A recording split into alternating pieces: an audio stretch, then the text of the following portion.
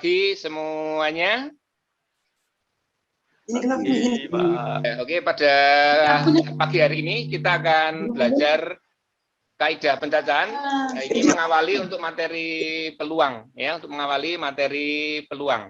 Kemudian kaidah pencacahan ini perlu kita sampaikan ini dengan tujuan seperti di dalam layar, menerapkan aturan kalian dan ini sebagai tujuannya menganalisis permasalahan yang bisa diselesaikan pakai aturan. Nah, sebelum masuk di ini tujuan ini disampaikan dulu ya. Salah satu coba Mas Gabriel pimpin doa dulu sebelum kita memulai. Doa mulai.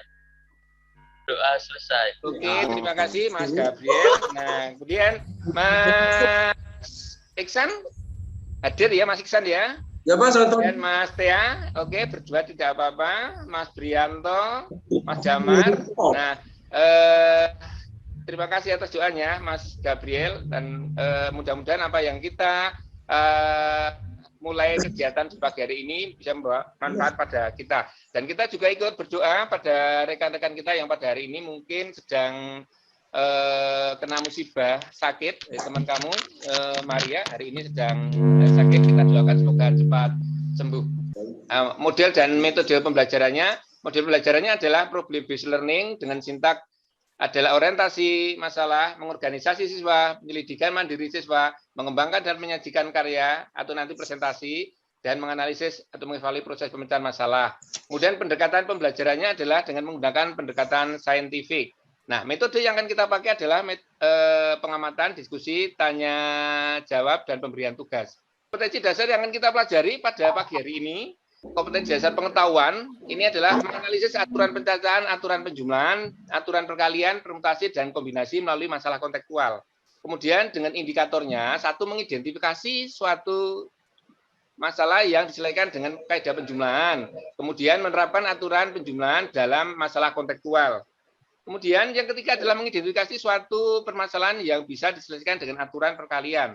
Kemudian juga menerapkan aturan perkalian dalam masalah konteks. Kemudian kompetensi dasar keterampilannya yang akan kita capai adalah menyelesaikan masalah berkaitan dengan masalah kontekstual yang berkaitan dengan kaidah pencacahan dan penjumlahan perkalian.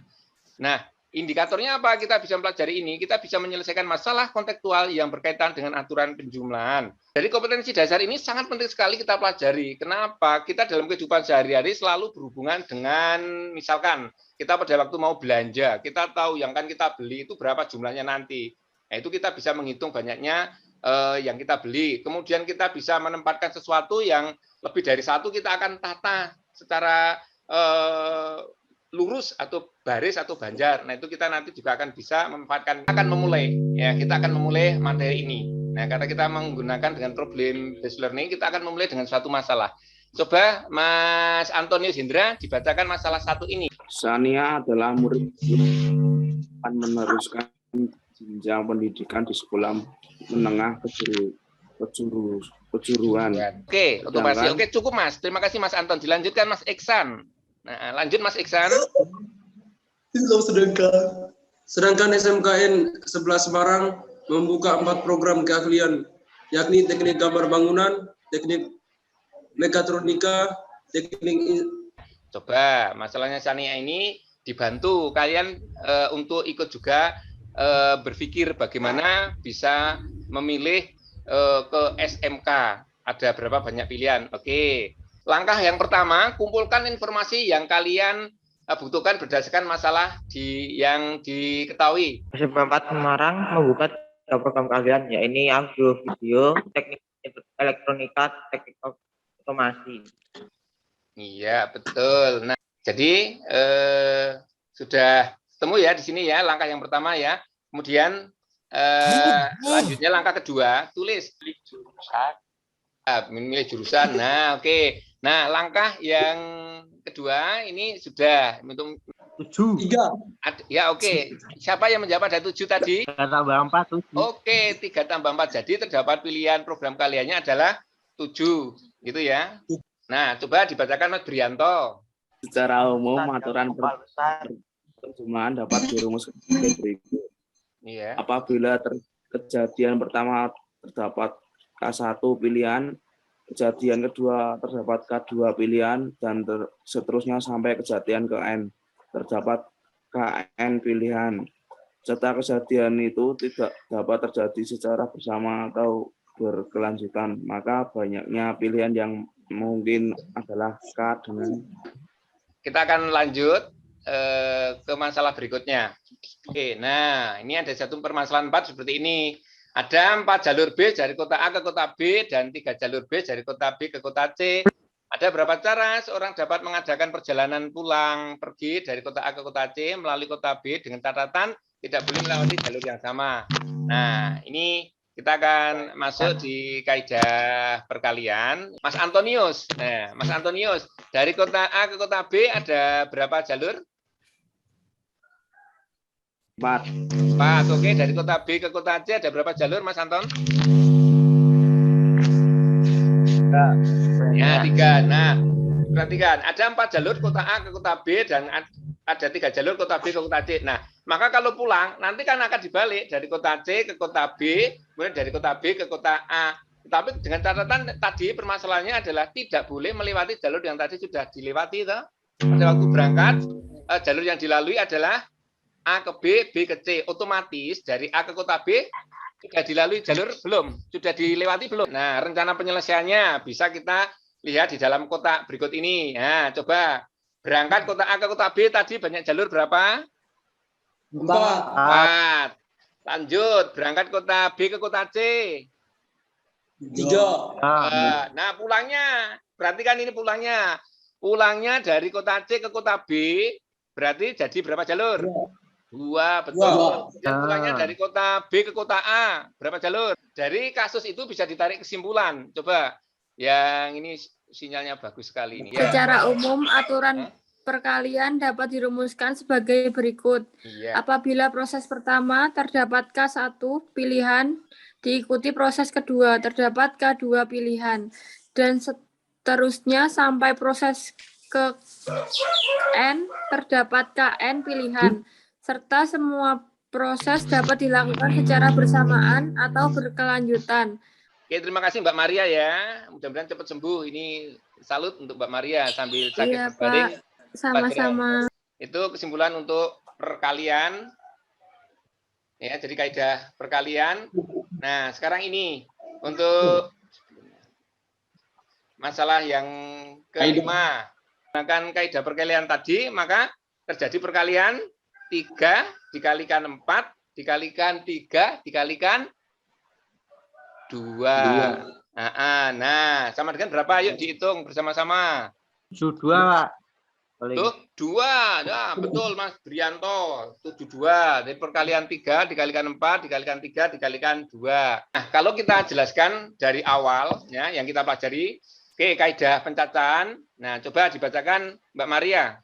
Kaidah pencacahan. Kaidah pencacahan adalah suatu kaidah yang digunakan untuk menentukan atau menghitung berapa banyak cara yang terjadi dari satu peristiwa. Iya, oke, itu kaidah pencacahan. Lanjut. Kaidah penjumlahan. Jika suatu tindakan dapat dilaksanakan dalam N1, cara dan sesudah itu tindakan kedua dapat dilakukan dengan N2 cara. Dan begitu seterusnya sampai tindakan ke K. Dengan NK cara, maka pelaksanaan tindakan atau pemilihan seluruhnya adalah N1 plus N2 plus titik-titik plus NK. Jika suatu kejadian memuat permasalahan pertama dapat diselesaikan dengan N1 cara berbeda. Permasalahan kedua dapat diselesaikan dengan N2 cara berbeda. Permasalahan ketiga dapat diselesaikan dengan N3 cara berbeda. Demikian seterusnya sampai permasalahan ke K dapat diselesaikan dengan NK cara. Maka banyaknya cara yang berbeda untuk menyelesaikan seluruh permasalahan dalam kejadian itu adalah NK N1 kali N2 kali N3 titik kali NK cara. Terima kasih. Sebelum kita akhiri, sebagai refleksinya, apa yang sudah tadi kita pelajari tadi, Mbak Maria? Kalian sama ya, kaidah perkalian sama penjumlahan. Oke. Nah, baik. Terima kasih. Ya. Jadi kita tahu untuk menjumlahkan, kalau kita misalkan sedang berbelanja atau melakukan sesuatu yang lebih dari satu, maka kita bisa menggunakan kaidah penjumlahan apa yang kita lakukan di dalam percobaan itu. Kemudian yang kedua, apabila kita ingin melakukan suatu kegiatan yang secara bersamaan bisa dipilih dan berkelanjutan, kita bisa menggunakan kaidah perkalian. Juga kalau kita ingin menempatkan sesuatu, gitu kan? Nah, kita bisa menggunakan pengisian tempat yang ini hampir mirip juga dengan kaidah perkalian. Nah, materi ini nanti akan kita pakai melanjutkan pada materi peluang. Nanti kita akan bicara tentang ruang sampel, titik sampel, dan peluang suatu kejadian. Oke, sebelum kita akhiri, yang di lembar bahan ajar, di sana ada soal-soal. Bisa kamu belajar di sana soal-soal di lembar bahan ajar yang sudah saya kirimkan itu. Silakan dipelajari. Sehingga nanti apa yang disampaikan teori pada pagi hari ini nanti kamu bisa lebih memahami. Kemudian untuk mengakhiri pelajaran pada hari ini, Pak Gabriel, halo Mas Gabriel, ditutup doa. Pak Ki. Oh iya, Ibu Maria, Mbak Maria, silakan. Pak, gini Pak. Ya. Pak, gini Pak. Ya. Ria, iki jak omong Oke, Mbak Maria, ada yang sampaikan sebelum ditutup? Mbak Maria? Apa? Ada yang mau disampaikan Mbak Maria sebelum ditutup? Pak, gini Pak. Ya. Pak Ki. Bentar Pak. Oke. Nah, Ya Pak. oke, nah terima kasih Mbak Maria. Coba ditutup doa untuk mengakhiri pelajaran kita pagi hari ini, Mbak Maria. Pak, saya Ya udah, ayo teman-teman, Pak Ki, kita berdoa untuk mengakhiri pelajaran hari ini. Berdoa menurut agama dan kepercayaan masing-masing. Berdoa dimulai. Halo, udah kurung aku omongan ra ya, Cah? Mau omongan adik semangri. Berdoa cukup. Terima Terima kasih Pak Ki dan teman-teman. Oke, terima kasih Mbak Maria. Semoga apa yang kita pelajari di pagi hari ini ada manfaatnya kita, terutama di masalah kehidupan sehari-hari yang masuk namanya masalah kontekstual, masalah kehidupan sehari-hari. Kemudian juga kita berdoa juga kepada rekan-rekan dan keluarga kamu, semoga terhindar dari COVID-19 ini. Terima kasih, jaga kesehatan selalu, patuhi progres, dan salam sehat selalu. Terima kasih, saya stop share screen ya. Pak Ki. Oke, Pak. Pak Ya, Ki. ya. Nah, Ya, Bu Maria. oke, Mbak Maria. Ya. Pak, itu kenapa grupnya nggak boleh dibuka, Pak? Bisa. Khusus admin. Bisa. Tadi sudah kita coba. Murid tidak boleh. Bisa. Oke. Ucapkan terima kasih pada kalian semuanya yang sudah bergabung di sini. Pamer Terima kasih. Selesai sampai di sini ya untuk pelajaran kita. Kita akan lanjut di besok. Saya tutup recordingnya.